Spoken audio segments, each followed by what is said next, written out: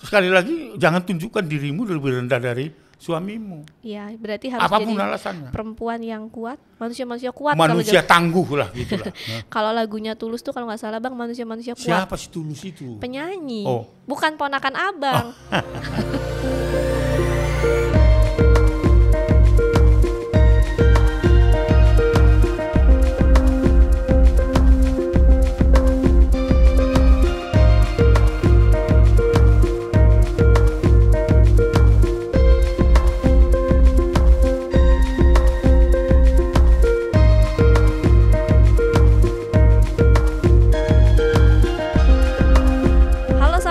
Indonesia, jumpa lagi bareng Nia di Ngobras, ngobrol bareng Bang Aris dalam episode Q&A yang akan tayang setiap hari Rabu jam 7 malam. Untuk kepentingan terbaik anak, dukung terus Aris Merdeka Official dengan cara like, comment, share, and subscribe. Oke, di depannya udah ada Bang Aris. Udah 1 minggu nih Bang kita gak ketemu. Gimana Bang? Iya, bersamaan dengan itu cukup bahagia kita mendengar berita bahwa nampaknya telah terjadi penurunan level ya. Walaupun masih dinyatakan masih PPKM, tetapi nampaknya ya wajah-wajah anak-anak Indonesia sudah sebagian ya happy begitu ya Bang ya. Sudah happy ya, mudah-mudahan ya kita harapkan supaya apa yang terjadi di Jepang, di negara-negara lain juga terjadi di Indonesia, supaya hak anak itu yang selama ini terbelenggu, misalnya bermain, berinteraksi, bersekolah dan sebagainya, itu bisa kita atasi dengan baik. Saya kira itu berita baik. Mudah-mudahan tidak ada terjadi lagi lompatan PPKM level 4 lagi ya. Oke, amin Bang. Oke. Tapi Bang Aris sejak sudah dibuka kan sekarang mall. Udah main ke mall belum Bang? Masih ada satu ganjalan sebenarnya, yang ingin ke mall itu anak atau orang tuanya. Karena fakta seperti itu ya. Siap. Fakta itu seperti itu. Nah, saya kira ini harus dikaji baik gitu. Yang ngotot itu mau ke mall itu siapa? Yang ngotot buka di mall itu siapa? Apakah pemilik modal atau anak-anak? Okay. Siapa? Kalau seperti saya nggak punya uang karena COVID-19, kapan ngajak saya ke mall anak saya? Saya bawa aja di Cibubur atau di Ragunan sana lihat gajah gitu loh. Gitu, itu harus pertimbangan utama ya. Kepentingan siapa sebenarnya? Coba deh kalau saya, sekali lagi ya, netizen, kalau saya nggak punya uang, bagaimana saya mengajak anak saya ke mall? Harganya begitu mahal dan sebagainya. Itu kan berarti ada kepentingan tertentu yang tersendiri kan. Orang tuanya kah yang butuh mall? Apakah mall yang membutuhkan supaya itu buka demi kapital? Dan apakah ini hanya untuk kelompok-kelompok tertentu?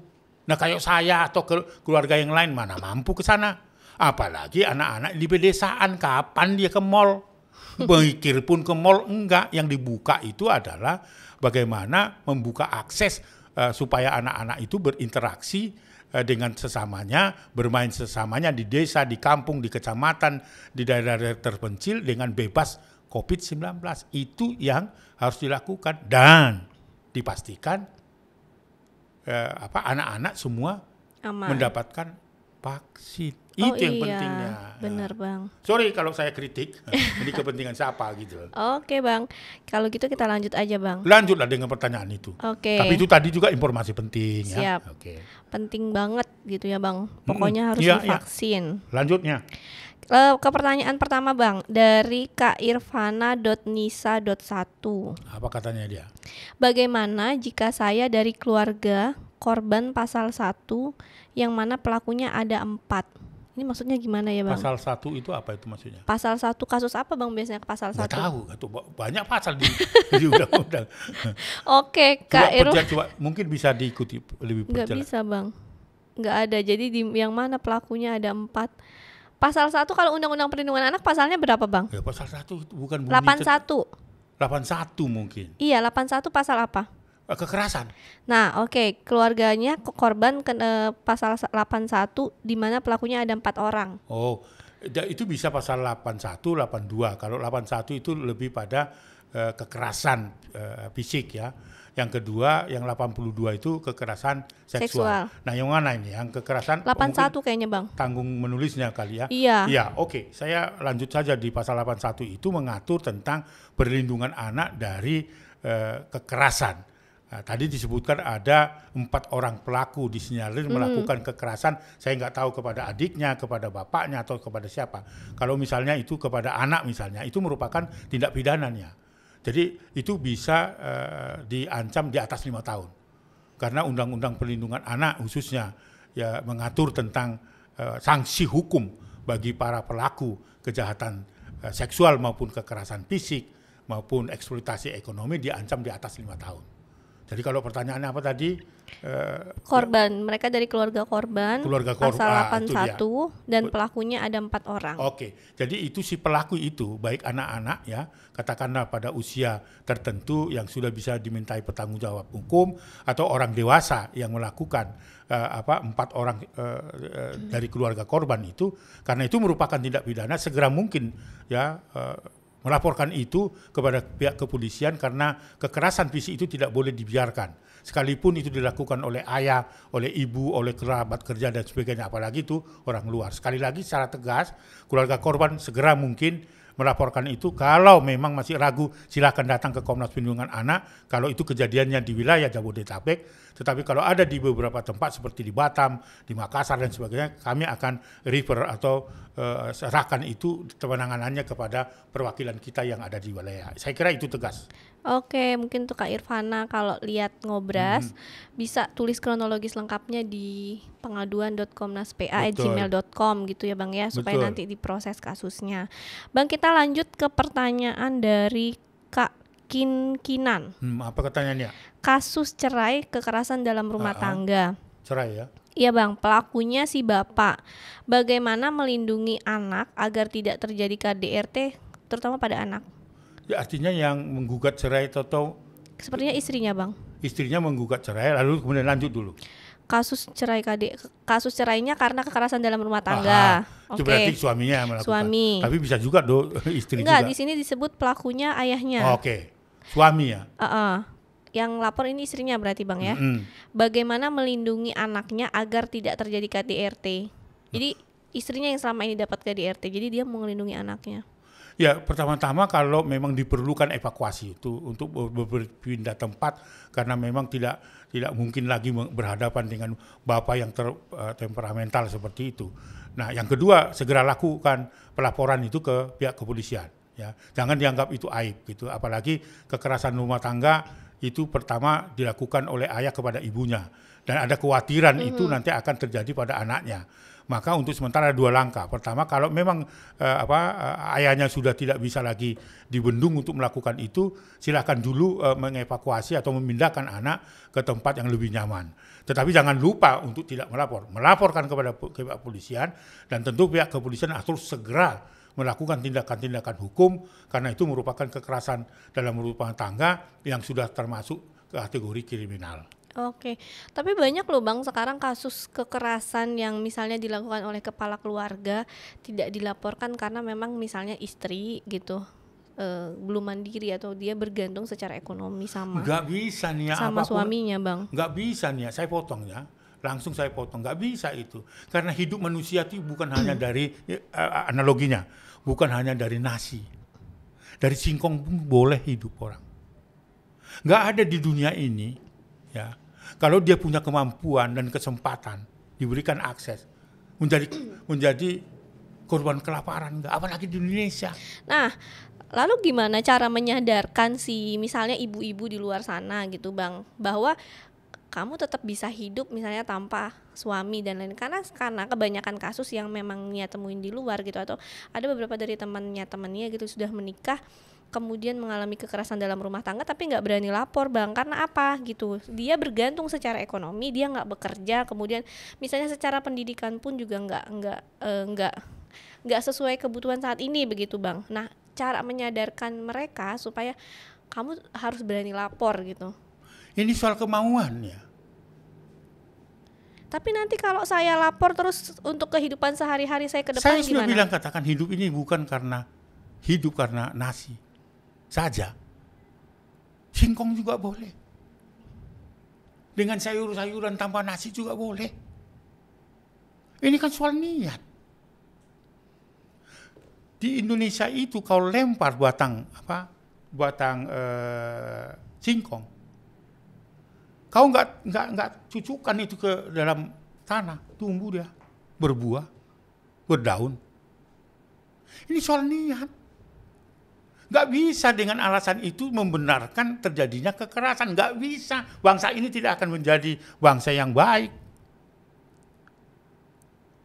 Oh, itu pelaksanaannya sulit, Pak Aris. Betul sulit, saya bilang bukan nggak sulit. Penuh perjuangan. Jangan rendahkan diri kita. Semangat terus. Ada kok tetangga. Jangan malu kita minta tetangga kalau kita lapar. Ya karena lapar, ketimbang kita mencuri. Karena keadaannya, diceritakan keadaan itu. Jadi ini persoalan kemauan saja nih ya. Semangat dan terus bergerak. Saya mensupport itu. Jangan karena kita tidak punya pekerjaan, tidak punya pendidikan, punya anak dan sebagainya. Kalau bapak nanti dipenjara karena melakukan kejahatan seksual terhadap putrinya, terus kita maklum hanya demi perut. Oh no. Enggak nih ya. Oh no, ibu-ibu berarti di luar Enggak, sana iya. harus lapor gitu ya Harus Bang ya. lapor. Jangan dianggap aib. Sekali lagi hidup itu bukan hanya makan karena apa? Hidup itu bukan karena nasi. Mungkin poin lain yang bisa diambil juga buat ibu-ibu di luar sana atau yang memang mengalami kekerasan, nggak bergantung secara berlebihan dengan orang lain begitu ya Bang ya, Oh, dengan iya, pasangan. iya, iya. Jadi ketika kita mengalami suatu masalah, kita sudah siap dengan apa yang terjadi. Jadi Ya. ketika ditinggalkan atau memang ketika pasangan ya baik ditinggalkan secara misalnya cerai hidup atau meninggal dunia, jadi kita udah siap begitu ya Bang ya. Ya, jangan Dengan segala konsekuensinya. sekali lagi jangan tunjukkan dirimu lebih rendah dari suamimu. Iya, berarti harus Apapun jadi alasannya. perempuan yang kuat, manusia-manusia kuat. Manusia tangguh lah gitulah. Kalau lagunya Tulus tuh kalau nggak salah Bang, manusia-manusia kuat. Siapa si Tulus itu? Penyanyi, Oh. bukan ponakan abang. Si Tulus. Bener nggak kan? Betul Manusia-manusia kuat. Tapi saya nggak bisa nyanyinya nih Bang. Aku tadi sudah mau ku bilang kau supaya nyanyi. Nggak bisa saya. Supaya saya kenal si Tulus itu. Supaya kita undang ke sini. Nanti kan pas lagi ngobras, Oh, iya. saya nyanyi, nggak ada yang nonton lagi Bang. Mantap kalau gitu. Oke, kita lanjut ya Bang. Apa Ke itu? pertanyaan dari Kang underscore viral 23. Kalau Kang ini berarti Akang-akang. Akang kita. Mas-mas. Oke. Oke Bang. Kenapa anak-anak dilarang menggunakan kata anjay? Oh, masih kembali lagi di situ ya. Berikan ulasannya Waduh, Bang. itu nampaknya Dulu kan ini sempat sudah viral ya. nih. Saya kira sudah dapat ulasan yang baik ya. Ada yang pro dan kontra dan sebagainya. Tapi Bang hati-hati Bang ngomongnya, ntar diserang netizen lagi. nggak apa-apa. Saya kira saya singkat saja ya. Tentu kan di dunia itu ada lorong sempit, ada lorong lebar. Kau mau masuk yang sempit ataukah masuk lorong yang lebar? Jadi ada pro kontra dan seperti itu. Nah, anjal kalau digunakan dalam konotasi seperti apa tanda petik binatang yang kita kenal, itu yang kita tolak itu. Ya, di kampung saya misalnya menggunakan kata anjal tidak berorientasi pada salah satu binatang misalnya. Keren. Keren, salut, anjay, nah, gitu. Tapi tidak menyebutkan bahwa konotasi menyebutkan suatu binatang itu nggak apa-apa itu. Pokoknya untuk Tapi kalau itu ibu saya anjay, tapi orientasi berpikirnya seperti apa yang ada di piaraan orang, wah itu yang kita tolak karena itu merendahkan martabat. Saya kira itu sudah lewat diskusinya. Sudah lewat diskusinya. ada yang masih penasaran begitu saya ya kira Bang. di YouTube banyak ya debat-debat itu, tetapi sekali lagi itu adalah perbedaan pendapat boleh saja karena setiap manusia diberikan hak untuk mengeluarkan pendapat dan berbeda pendapat. Saya kira itu netizen, saya kira sedikit saja urusannya. Kayaknya Bang Aris takut nih. Oh bukan Oh taat, enggak, bukan saya taat. pikir Bang Aris takut No. dibully sama netizen. Enggak, tidak. Diserang lagi gitu Bang. Enggak. Oke Karena deh. kita siap diserang demi kepentingan terbaik Anak. Oke, Gitu. siap-siap Bang. Oke, kita selanjutnya pembahasan dari Kak Liantika Bang. Bagaimana untuk kasus pembulian melalui media sosial? Apakah ada ancaman pidananya? Ya secara jelas kita kan punya undang-undang ITE ya.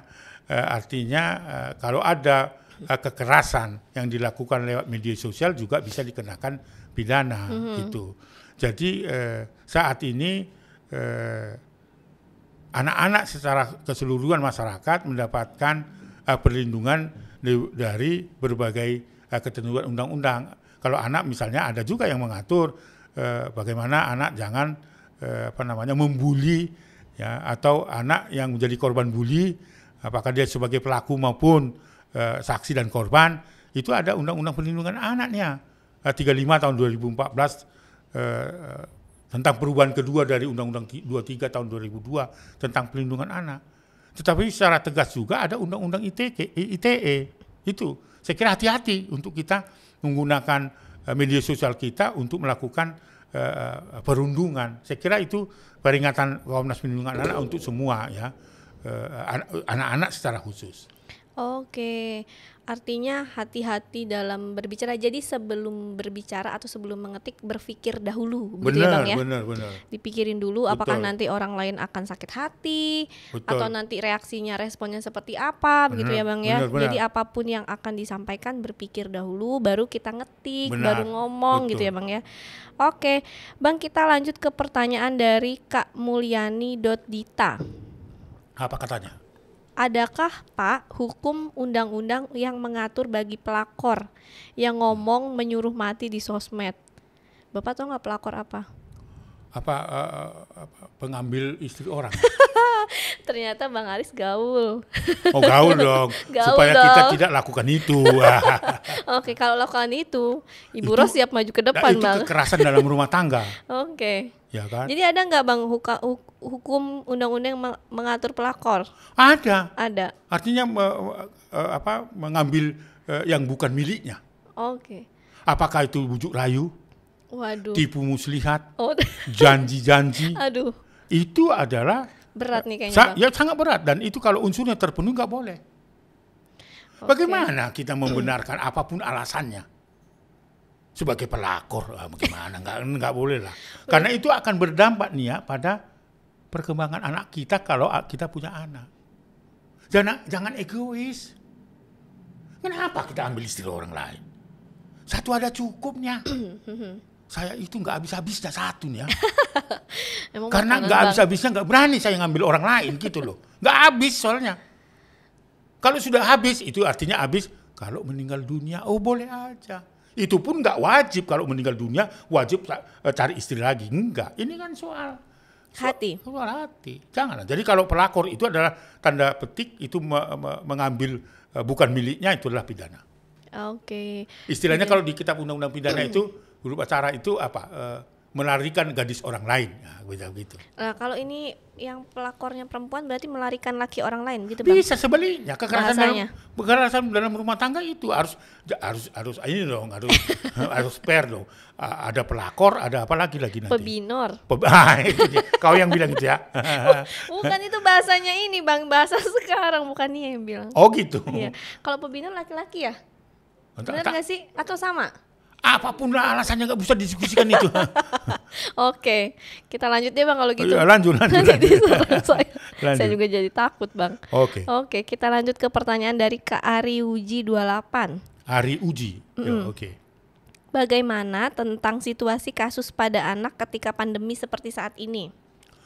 Iya, jadi fakta menunjukkan sebenarnya sebelum COVID-19, angka kekerasan terhadap anak, khususnya kekerasan seksual itu meningkatnya. Sebelumnya itu ya. Nah, ternyata fakta menunjukkan tidak bisa dipungkiri, tidak bisa terbantahkan, karena datanya terkombinasi, dilaporkan ke Kementerian Pemberdayaan Perempuan, itu dominan adalah hampir 58% pengaduan itu kekerasan seksual di masa COVID. Nah, di Komnas Perlindungan Anak juga hampir setara gitu kan. Soal jumlahnya aja yang berbeda. Di Komnas Perlindungan Anak sepanjang awal 2020 ya, di awal kita diserang COVID-19 itu ada angka 2.700-an ya. Ketika terserang COVID-19 dan berada dalam situasi di rumah karena kebijakan pemerintah harus semua bangsa di dunia harus stay at home sebagai bagian untuk mengatasi serangan COVID-19, itu angkanya juga terus meningkat, gitu loh. Jadi kalau dihubungkan di masa sebelum dan saat ini kita menghadapi COVID-19, masih tetap angka kekerasan terhadap anak itu dominan oleh kejahatan seksual. Dan itu dibuktikan dan terkonfirmasi pelakunya orang terdekat. Jadi artinya orang yang pelaku sebelumnya adalah orang terdekat didekatkan kembali di rumah karena ada kebijakan PPKM misalnya, tidak boleh keluar lagi dan harus di rumah, melakukan aktivitas di rumah, waktu semakin banyak di rumah bersama anak. Ya sangat dimungkinkan rentan anak-anak menjadi korban-korban dari kekerasan itu. Jadi oleh karena itu saya kira masih sangat ambivalen walaupun saat ini kita ya seperti apa yang saya katakan bahwa PPKM levelnya sudah turun jadi 3, tapi ada masih 4 bertahan, ada yang 2 dan kita jangan lengah di situ. Justru itu semakin menurun kita semakin waspada nih. Semakin waspada bukan karena meningkat ya levelnya PPKM 4 gitu. Lalu kita waspada, enggak, ini semakin levelnya turun, kita harus waspada supaya kita tidak mendapatkan serangan mendadak dari COVID-19 dengan varian baru itu. Oke Bang, semoga kasusnya terus menurun. Tapi baru-baru ini Abang dengar nggak ada satu kasus kepala pesantren dengan bilang gini sama murid-muridnya, kamu tuh kalau sama guru atau sama Pak Ustadz harus nurut.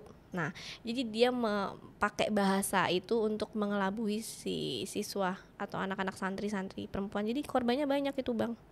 Itu yang disebut eksploitasi informasi. Eksploitasi informasi dan eksploitasi seksual berarti ya Bang? Betul, karena setiap anak berhak mendapatkan informasi yang baik setimpal dengan usia perkembangannya.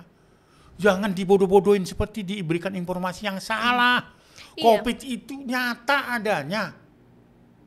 Mungkin ini virusnya lagi diem-diem itu ngintip-ngintip gitu kalau saya gambarkan. Ngintip di toilet, ngintip di bis, di tempat tidur. Nanti Nia lengah, nempel di baju, ngobrol sama kamu. Walaupun kamu tidak tahu apa obrolannya, tapi kamu mulai rasa batuk-batuk, pilek dan sebagainya. Itu yang terjadi antisipasi. Jangan kita lengah terhadap saat ini PPKM level 3. Waspada. Oke Bang. Karena kita ingin ya, ini kan pandemi.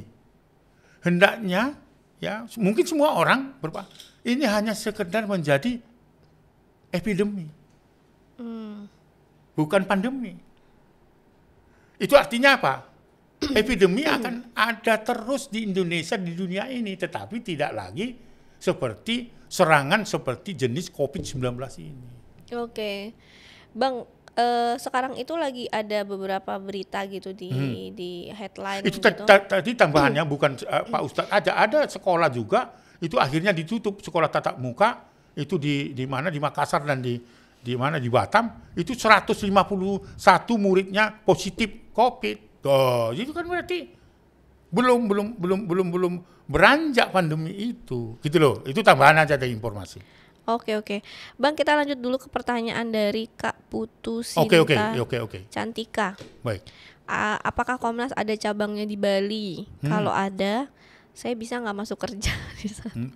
Bisa aja. Gimana, Bang? Ya karena lembaga perlindungan anak di berbagai tempat itu adalah untuk memberikan kesempatan kepada semua orang untuk berbuat baik bagi anak-anak Indonesia. Apalagi misalnya ada niatan untuk bersama-sama di lembaga perlindungan anak di Bali. Saya kira saya respon dengan baik gitu. Saya respon, nanti saya berikan alamat dan saya berikan kontak dari sahabat-sahabat saya di Bali supaya bisa berbicara kalau misalnya mau terlibat di dalam gerakan perlindungan anak di Bali. Saya kira sesuatu yang perlu saya hargai. Luar biasa begitu ya Bang ya? Iya, saya hargai betul.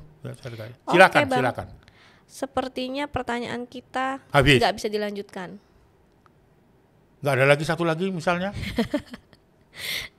Tapi kalau tidak ada juga artinya bahwa saya ingin menyampaikan bahwa ini loh situasi anak Indonesia itu. Pertanyaan-pertanyaan yang serupa saya kira sudah ribuan ya.